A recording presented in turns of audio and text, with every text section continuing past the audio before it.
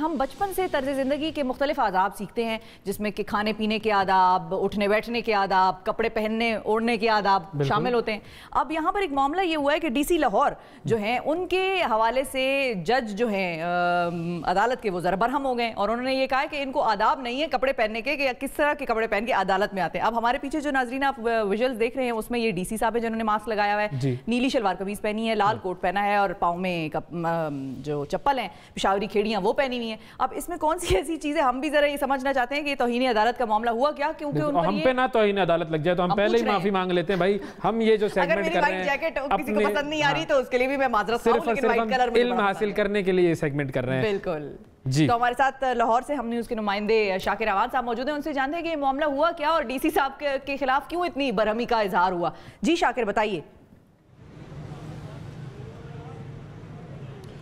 जी बिल्कुल, Lahore supreme court registry में गुज़िश्ता रोज़ समाअत थी और समाअत थी पेट्रोल की फराहमी से मुतालिक एक शहरी ने ये इस्तदा की थी कि उन्हें पेट्रोल फराहम नहीं किया जाता बग़ैर हेलमेट पे, जिस पर अदालत ने नोटिस जारी कर रखे थे और डिप्टी कमिश्नर मुदस्सिर रियाज मलिक अदालत में पेश हुए। जब समाअत का आगाज़ हुआ तो डिप्टी कमिश्नर जब अपनी नशिस्त उठकर अदालत के सामने पेश हुए, डेस्क के रूबरू जो सामने खड़े हुए, तो उस दौरान अदालत ने डिप्टी कमिश्नर से इस्तफसार करते हुए पूछा कि आप यहाँ पर अदालत में पेश हुए हैं, आपने ये कैसा लिबास ज़ेबतन कर रखा है, जिस पर डिप्टी कमिश्नर ने कहा कि उसके पास यही लिबास है, जिस पर अदालत ने सख्त नाराज़गी का इजहार करते हुए रिमार्क्स दिए कि रात को सोए और सुबह उठकर जो है इसी लिबास में आप अदालत में पेश हो गए हैं, अदालत में पेश होने का तरीक़ाकार आपको मालूम नहीं है। अदालतों में अल्फाज के चुनाव और लिबास से ही पता चलता है कि आप अदालतों का कितना एहतराम करते हैं। और तो फ़ौरन जो है डिप्टी कमिश्नर ने गैर मशरूत माफ़ी मांगी, लेकिन अदालत ने बरहमी का इजहार करते हुए चीफ सेक्रेटरी पंजाब को फौरी तौर पर पेश होने की हदायत की और कुछ देर के लिए समाअत मुलतवी कर दी। कुछ देर के बाद जब समाअत का दोबारा आगाज़ हुआ तो चीफ सेक्रेटरी अदालत के रूबरू पेश हुए तो जस्टिस मंजूर मलिक जो इस बेंच के सरबराह थे, उन्होंने चीफ सेक्रेटरी से इस्तफसार करते हुए कहा कि आपके साहब बहादुर जो हैं वो इस जगह पर फिट नहीं है, मिसफिट है, इन्हें किसी और जगह लगा दें। मानते हैं कि ये इतने इंटेलिजेंट है, लेकिन ये इस ओहदे के लिए जो है वो मौजू नहीं है, जिस पर चीफ सेक्रेटरी की जानिब से अदालत से गैर मशरूत माफ़ी मांगी गई और कहा गया कि सिर्फ एक मौका दें। तो जिस पर अदालत ने यह कहा कि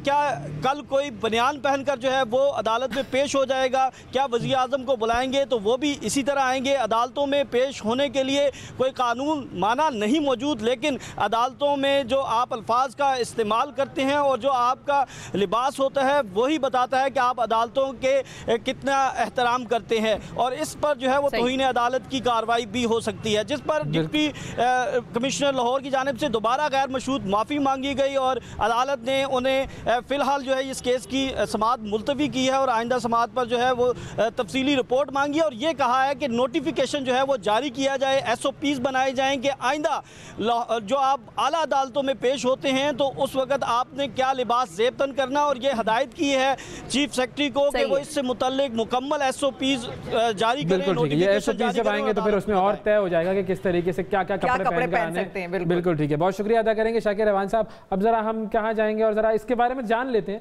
कि भाई अदालत में क्या पहन के जाया जा सकता है। मैं गरीब आदमी हूं और अगर मेरे पास सिर्फ बनियान और धोती है तो क्या मैं अदालत नहीं जा सकता? या मेरे पास चलो शलवार कमीज है, बिल्कुल सिर्फ शलवार कमीज है और पिशावरी खेड़ी है या चप्पल मैंने पहने हैं, तो क्या अदालत में नहीं जाया जा सकता? इस पर हम बात करते हैं। हमें ज्वाइन किया बैरिस्टर वकास अबरेज खान साहब हमारे साथ मौजूद हैं। अस्सलाम वालेकुम बैरिस्टर साहब। वालेकुम अस्सलाम। बैरिस्टर साहब बहुत शुक्रिया प्रोग्राम में वक्त देने के लिए। थोड़ा सा हमें गाइड कीजिए कि अदालत में जब हम जाएं तो क्या पहनकर जाएं और क्या ऐसी चीज़ है जिससे तौहीन अदालत हो सकती है? देखिए, इस हवाले से कंटेम्प्ट ऑफ कोर्ट ऑर्डिनेंस है 2003 जो ये कहता है, पहले तो मैं आपको कंटेम्प्ट की काइंड्स थोड़ी सी बता दूं। जो इसका सेक्शन 3 है जो कहता है कि whoever disobey or disregard any order, any direction or any process of court which he is legally bound to obey, अगर वो उसको ओबे नहीं करता कोर्ट की किसी डायरेक्शन को या ऑर्डर को, at the same time whoever disrupt the decorum of court by any overt act of body that tends amount the contempt of court, उसमें क्या आ जाता है कि कोर्ट का डेकोरम जो है वो किस चीज से डिस्टर्ब होता है। अगर अदालत में कोई ऊंची आवाज में बात करता है कोर्ट का डेकोरम डिस्टर्ब होता है। अगर अदालत में कोई बरकीला, कोई चमकीला, कोई सुर्ख, कोई लाल, कोई इस तरह के कपड़े पहन के आता है जो कि इनडिसेंट और अनरीजनेबल। ये डिफाइन हुआ है कि ये चमकीला भड़कीला सुर्ख लिबास ना पहन कर आए, ये कहीं लिखा हुआ है? लीगल पॉइंट ऑफ व्यू से मैं बात कर रहा हूँ। इनडिसेंट नहीं सर, इनडिसेंट अनरीजनेबल, अनरीजनेबल तो बड़ी एक ऐसी वेग टर्म है ना। अनरीजनेबल मेरे लिए ना हो, आपके लिए हो सकता है, आपके लिए हो, मेरे लिए ना हो, ये तय हुआ हुआ है। जी मैं इसको डिफाइन करता हूं। जी डिफाइन करें, कौन डिफाइन करेगा इसको? इसके अंदर अनरीजनेबल और इनडिसेंट का वर्ड इस्तेमाल किया गया है, और जो हमारी डेली प्रैक्टिस के अंदर ये चीजें मिलती हैं, जिसको हमारे जो सेशन कोर्ट के जजेस, हमारे एरियल मजिस्ट्रेट या हमारे हाई कोर्ट के जजेस डिफाइन करते हैं, इससे मुराद यही ली जाती है क्योंकि हमारी अदालतें वो कॉम्पिटेंट अथॉरिटी है who is eligible to interpret the law. तो वो खुद यानी कि वो खुद लॉ बना के खुद उसको इंटरप्रेट करेंगे ना कि ये चीजें आप कर सकते हैं, ये चीजें नहीं कर सकते, आवाम को पासदारी करनी है। इनडिसेंट को, इस इनडिसेंट और अनरीजनेबल वर्ड को जो डिफाइन किया जाता है कि ऐसी ड्रेसिंग जो ऐसे चमकीले बरकीले या ऐसे कलर्स जो कि डार्कनेस के जिम्मे में आती है, ना सिर्फ पाकिस्तान में बल्कि ब्रिटिश में तो ब्लैक भी आता है सर। बिल्कुल आता है। और मैं आपको दूसरी चीज ये बताने लगा हूं कि जिस तरह आपने कहा कि अगर कोई गरीब आदमी है वो धोती कुर्ता पहन के जाता है, that must also be reasonable. वो इस जिमन में कि अगर आप व्हाइट कलर पहनते हैं या ब्लैक कलर पहनते हैं तो इसमें कोई हर्ज नहीं, लेकिन ऐसे कलर्स जो कि आंखों को बहुत ज्यादा फरोशियस नजर आए, ऐसे कलर्स पहनने में अदालत में ममानत है। जो हमारी ये लिखा हुआ है, ये टेक्निकली ये लिखा हुआ है, ये लिखा हुआ है, ये बता रहे हैं ना, ठीक है। ये बिल्कुल, और हमारी अथॉरिटीज के अंदर भी ये चीजें मिलती हैं, हमारी प्रैक्टिस के अंदर ये चीजें मिलती हैं। या बाहर भी इसी तरह के आदाब हैं कि बाहर की अदालतों में भी आप जरा कपड़े जो हैं इस तरह से पहन कर आए जो वहां पर डिफाइंड है। देखिए पाकिस्तान के अंदर जहां तक इन लॉ की एफिकेसी की या इम्प्लीमेंटेशन की बात है, ये तो बहुत कम नजर आती है। लेकिन so far as if you are talking about the British courts, तो उन कोर्ट्स के अंदर डिसेंसी और रीजनेबिलिटी का बहुत ज्यादा ख्याल रखा जाता है और वहां पे एटिकेट्स पे और डिसेंसी पे बहुत। अच्छा बैरिस्टर साहब मुझे ये भी बताइएगा कि जज जो है वो काजी होता है ना, काजी के सिस्टम से हम चलते हुए आ रहे हैं, तो क्या ऐसा ही होता था पहले भी? काजियों की अदालत में भी लोग जाते थे तो उस वक्त ये सवाल किया जाता था कि तुम ये क्या कपड़े पहन कर आ गए हो, या ज्यादा तवज्जो इस बात पर होती थी कि केसेस में मसला क्या है और उसको हल करना है?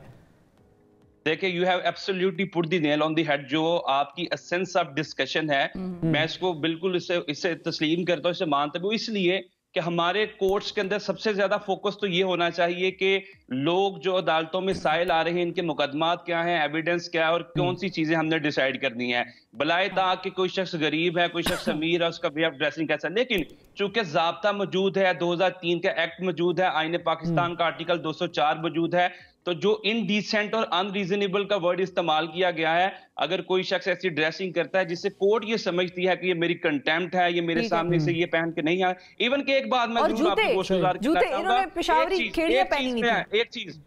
एक चीज मैं जरूर आपकी गोशगुजार करना चाहूंगा कि गुजरात की एक कोर्ट का बहुत मशहूर इंसिडेंट है कि वहां के एक मजिस्ट्रेट थे जो कि ऊंची आवाज में अदालत में बात करते थे, तो उनके अगेंस्ट भी एक ऊंची आवाज तो बिल्कुल दुरुस्त समझ में आती है ये बात कि ऊंची आवाज में बात नहीं होनी चाहिए, इनडिसेंट ड्रेस नहीं होना चाहिए, जाहिर है, सही है, इनडिसेंट तो बिल्कुल नहीं होना चाहिए, लेकिन जो अनरीजनेबल है उसकी डेफिनेशन पे मैं थोड़ा सा अभी कंफ्यूज हूं। मुझे अपना इल्म हासिल करने की जरूरत है और मैं अदालत की तौहीन कभी भी ना कर सकता हूं, ना करना चाहता हूं, लेकिन सिर्फ और सिर्फ आखिर में मुझे ये बता दें, सकते हैं लेकिन सवाल उठा मुझे, हाँ मुझे सिर्फ ये बताइए कि अगर किसी शख्स को ये लगे कि ये जो जज साहब ने मेरे साथ गैर मुनासिब सलूक किया या मुझे गैर मुनासिब जुमला कहा, तो वो कहाँ शिकायत लेकर जा सकता है? जज साहब तो उसको फौरन तौहीन अदालत में सजा दे सकते हैं। किसी आदमी को लगता है कि सर मैंने ये लाल कलर का कोट पहना है या ये कि कोई भी चीज़ ऐसी मुझे लगता है कि ये मुनासिब नहीं हुआ, मोस्ट रिस्पेक्टेबल जज साहब जो थे मुझे लगता है कि शायद उन्होंने ये मुनासिब नहीं किया, तो मेरे पास कोई फोरम है जहाँ मैं जा सकूँ? जी बिल्कुल, इसके लिए एक तो पैक्स कोड का फोरम मौजूद है। एट द सेम टाइम इसी एक्ट का सेक्शन 5 है जो ये कहता है कि अगर कोई शख्स वाकई ही किसी कंटेम्प्ट ऑफ कोर्ट में मुर्तकिब ठहरा है तो वो सेक्शन 5 के तहत एक अपोलोजाइज की एप्लीकेशन कोर्ट में सबमिट करेगा और अपने रवैये से कोर्ट से माफी मांगेगा, और अदालत जो है सेक्शन 5 के तहत बिल्कुल ये अथॉरिटी और पावर रखती है कि उस शख्स के उस एक्ट को कंडोन करे, और होता भी है। आपने देखा नहीं, मैं उसकी बात नहीं कर रहा हूं, मैं ये कह रहा हूं जज साहब का अगर रवैया मुनासिब ना लगे तो कहीं मैं कोई आदमी शिकायत दर्ज करवा सकता है? मैं आपको यही चीज आपकी गोशगुजार की है कि अपेक्स कोर्ट में जो उससे ऊपर वाली अदालत है, चाहे वो सुप्रीम कोर्ट हो, चाहे वो हाई कोर्ट हो, और अपेक्स कोर्ट के अंदर जाके वो अपील में जा सकता है, वो रिवीजन में जा सकता है। उस कोर्ट के अलावा at the same time petition भी फाइल की जा सकती है, जिसमें इंटरप्रिटेशन ऑफ लॉ की टर्म को सीख किया जा सकता है कि मेरा लिबास इस जिम्मन में आता है नहीं है। लेकिन एक चीज मैं आपको जरूर लास्टली बात करना चाहूंगा कि मैं ये समझता हूं बतौर स्टूडेंट ऑफ लॉ के अदारों के अंदर हार्मनी बहुत जरूरी है, और ये छोटी छोटी चीजें हैं